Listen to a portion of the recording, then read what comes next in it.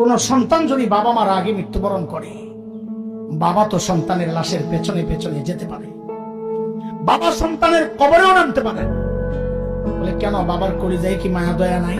আছে। বাবাও চিৎকার করে করে কান্না করবে, কিন্তু বাবাকে আল্লাহ ওই শক্তি সামর্থ্য মনোবল দিয়েছেন, বাবা সন্তানকে দাফন করে শোয়া কান্না করতে করতে উপরে উঠতে পারবেন, ওই শক্তি আল্লাহ বাবা দিয়েছেন। কিন্তু কোন মায়ের জন্য সন্তানের লাশের পেছনে যাওয়া চলবে না, কোন মায়ের জন্য সন্তানের কবরে নামা চলবে না। কেন, দুনিয়ায় এমন কোন মা নাই যে সন্তানকে দাফন করার জন্য কবরে নেমে সন্তানকে শোয়া দিয়া ওই মা আবার সুস্থ অবস্থায় উপরে উঠবেন, এমন কোন মা নাই। সন্তানদের শোয়া নিজ লাশ হইয়া শুয়া পড়বে।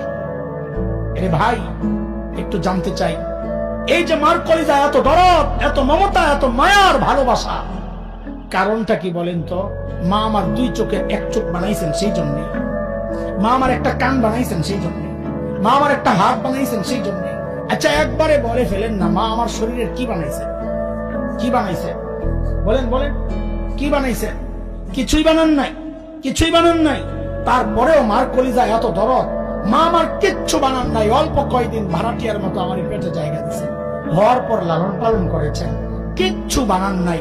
তাতেই মার কলিজা এত দরদ আর মায়ার মমতার ভালোবাসা, কিচ্ছু বানান নাই। তারপরেও আহ আহ তাইলে যে আল্লাহ আমার চোখ বানাইছেন, ওই আল্লাহর কত, যে আল্লাহ আমার হাত পা বানাইছেন, ওই আল্লাহর কত, যে আল্লাহ আমার এত এত নিয়ামত দিয়া বাঁচায় রাখছেন, ওই আল্লাহর কত না।